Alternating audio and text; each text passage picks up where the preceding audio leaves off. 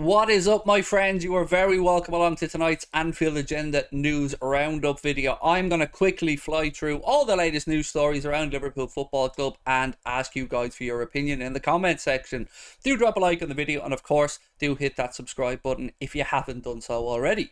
I'm going to start off with a bit of news around a young player that apparently Liverpool are interested in, at least with Foot Mercado claiming that we're keeping an eye on Ryan Cherki, who's a young guy that plays for Lyon and is catching the eye of Europe's elite after a very good Europa League campaign last year. Do I know much about this kid? No, absolutely nothing. I know he's 18 years of age. I know what a quick search led me to see. Other than that, I'm asking you guys for your opinion because I know that there are some people in the Anfield Agenda community that like French football and watch it a lot more than I do. I've probably also butchered this pronunciation, but that's par for the course with me, isn't it? So yes, Rayan, spelled R-A-Y-A-N, Cherki, C-H-E-R-K-I, for anyone who wants to have a search. Let me know your thoughts on him. Is he of Liverpool standard, or is this just another stupid media link? Want a bit of a fun news story now, and I do love a fun news story every now and again, and I'm looking for any omens that are good signs for Liverpool heading into the new campaign. Opta Joe have ran a predictor using all the, I don't know, algorithms and stats and stuff that are way above my pay grade, and the good news is that they have predicted Liverpool more likely to come out on top in this Premier League campaign than Manchester City. Their predictor shows that there is a 49.7% chance that Liverpool win the Premier League compared to Manchester City's 47% chance. Okay, granted, it's not that much of a difference between the two teams, but still, I'll take any advantage I can get. And I also feel Liverpool will win the Premier League this year, so maybe I'm just looking for anything that backs up my own bias. And it is bias, I understand that, because it's a complicated thing. It is incredibly close between the two teams.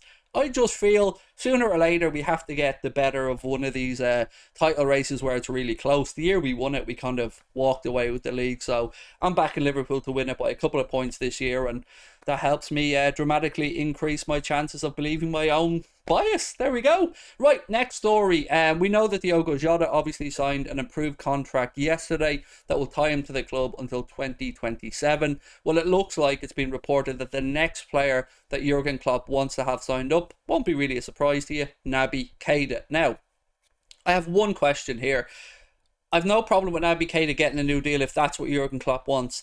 My only request, I said a question, it's more of a request, is that we keep bald Naby Keita, because for me, bald Naby Keita is just a different level of Naby Keita. Maybe we can add a little stipulation, jokingly of course, that he doesn't play in Spain when we play over there. But look, I've got no problem if Naby Keita signs a new deal, if that's what Jurgen Klopp wants. Is it a risk? Well, yes, I do feel that it is a risk, because we've had a really stop-start time of Naby Keita's career at Liverpool.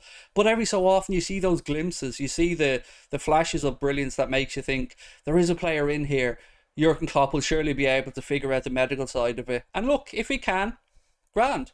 It is a risk though. I do understand people are going to say he doesn't deserve a new contract, because of all the players who have renewed recently, this is the one where I'm on the fence, and I was a big Naby Keita supporter for the longest time. His quality is still unquestionable to me, but it's, can we get 30-35 games out of him in a season, and will it be at the top level? I hope so, because, you know, he's great to have in and around the team. He has attributes that some of our other midfielders don't have, and he needs to stop shooting. I think we'll all agree on that. He needs to stop shooting because some of his shots have been a little bit wayward as of late. But let me know your thoughts. Naby Keita, does he deserve a new deal? And if it is a new deal, how improved should that deal be? Because, you know, does he deserve a 50% pay increase? I think even the most ardent fan of Naby Keita will say no, he doesn't deserve a 50% pay increase. So let me know your thoughts. That's basically where I'm going with this one. Right. Another thing that I wanted to bring to your attention is that there's a legal firm called Lee Day, L-E-I-G-H Day, who are investigating on behalf of Liverpool fans what exactly happened during Paris in the chaos around the Champions League final. Reading a statement from what they've put out, they said, "We believe UEFA failed to provide a safe and secure environment for those attending, and we are investigating their legal liability to those who suffered injuries as a result. It was truly shocking to see how Liverpool fans and others who had travelled to watch the Champions League final were treated at both the match and in the aftermath. The accounts of their experiences paint a picture of a terrifying situation where people really feared for their lives." That's horrible for me as a Liverpool fan to have to read that out. And yes, it wasn't just Liverpool fans that suffered. There was obviously Real Madrid fans and some neutrals that were at the game, as well as, of course, some family members of the Liverpool players and staff. So it's it's a subject that I don't have a lot of information because I wasn't there. But what I don't like to see happen is football fans being victimised. And once again, UEFA originally were looking to use them as a scapegoat, saying that they were late. So should they be liable? Should they have to put their hand in their pockets and pay some compensation? I guess we'll find that out soon enough. But for me, I think it's right that Liverpool fans continue to look for answers, because let's be honest, it was handled terribly. And Paris is a city that should be well used to and is well used to hosting major sporting events. So we'll wait and see what happens. But again, love to know your thoughts in the comment section. Non-Liverpool news now for a second, and I only bring this up because it just broke just as I was starting to record. So Fabrizio Romano has just put out that Marc Cucurella to Chelsea. Here we go, of course. It said full agreement reached, £50 million transfer. And I think this is a great piece of business. And I'm glad he's not going to Manchester City. I won't lie, I'm glad he's not going to City.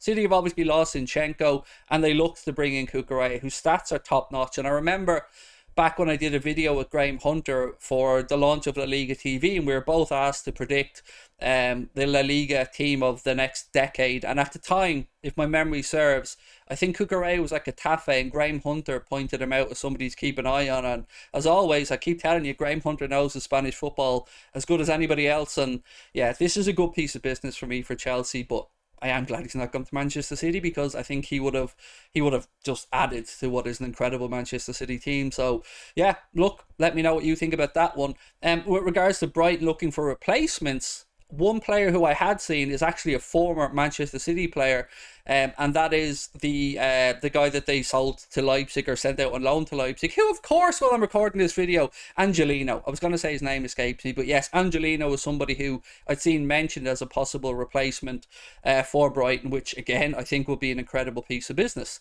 The last story of the day, and I've left this to last because it's from a journalist who put out a story a couple of weeks ago to say Bobby Firmino had instructed his agents to make the move to Juventus happen. He then backtracked and said that the move came apart at the last minute. I am, of course, speaking about Pedro Almeida, who today claims that there is an intense fight in the Premier League for Mateus Nunes, whose name we've mentioned to you guys before, Sporting Lisbon midfielder, and he says that it's between Manchester City and Liverpool.